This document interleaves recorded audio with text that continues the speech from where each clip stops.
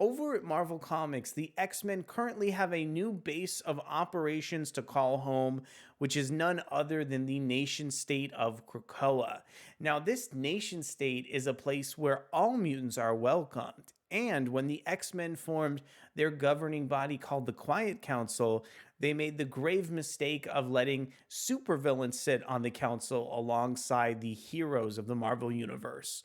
One such villain was none other than Nathaniel Essex himself, who went on to kind of sabotage the X-Men's mutant resurrection protocols, causing the X-Men to become influenced by none other than Nathaniel Essex, Mr. Sinister himself, leading to an entire reality of chaos spinning directly from the mind of Essex himself.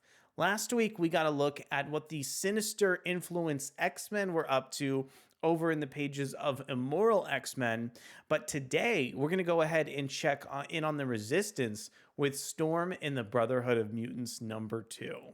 My name is arakkobraddock, and today let's go ahead and dive into the latest chapter of Sins of Sinister. But before we dive deeper into the video, I want to go ahead and encourage you to consider subscribing to the channel and hitting that like button if you enjoy our content. I want to kick things off by reading Marvel's solicitation text for this issue. Battle of the X Planets. 100 years from now, the Empire of the Red Diamond battles the Cosmic Coalition to decide the fate of a universe. One is the twisted creation of Nathaniel Essex, so is the other one. But between the two, there are rebels. Ororo lives and her brotherhood fights on in an epic space battle that means life or death for everything that exists. Now, I want to introduce the creative team on this issue. This one is written by Ewing, featuring art over from Andrea Di Vito and colors from Jim Charalampidis and Rachelle Rosenberg.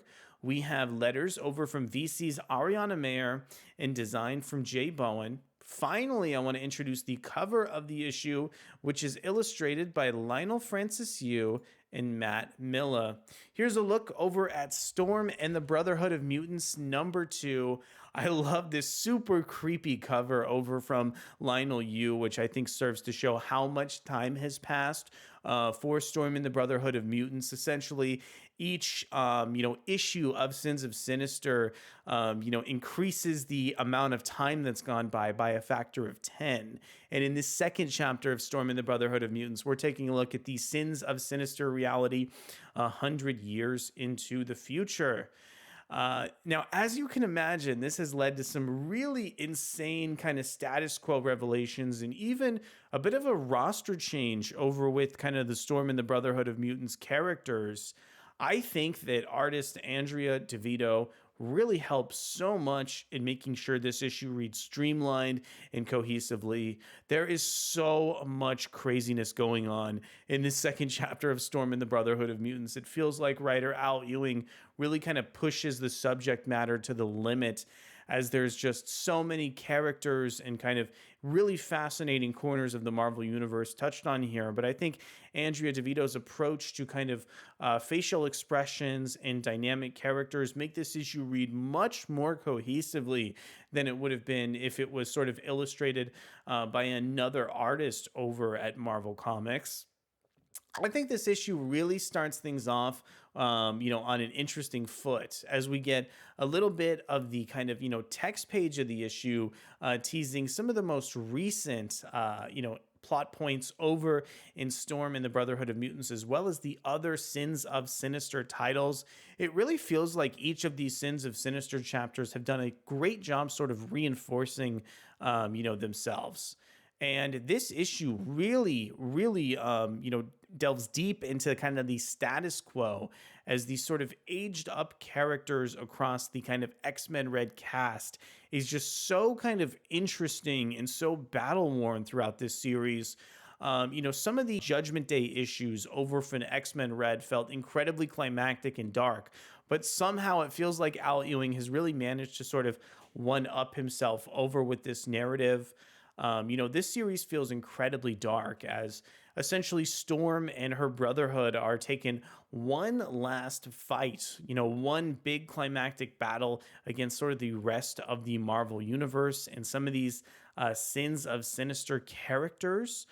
There's so many kind of fascinating story revelations teased throughout this issue. I love the fact that sort of Orbis Stellaris was teased as one of the kind of architects behind Dominion, as in the last issue we kind of got some clues towards Dominion. So really curious to see Marvel kind of mixing this up. Also, I really enjoyed the fact that Mother Righteous appeared in this issue as well. I think, getting as much of these Sinister characters as possible across all these different books leads to some of the best writing at the end of the day. And going out of Sins of Sinister, if we continue to see all these kind of Sinister characters popping up across different books, I think that's going to lead us to some really kind of rich narrative avenues over for Marvel Comics just in general. I really enjoyed kind of the plot that Destiny was able to design over for the Marvel Universe in this issue. I think this chapter really showed a different side of her character, as we've gotten a really kind of cool and collected look at Irene for the most part in previous issues of Immortal X-Men. But I think her sort of, nature and all of the years that she's waited have really kind of, soured her outlook over on the Marvel Universe.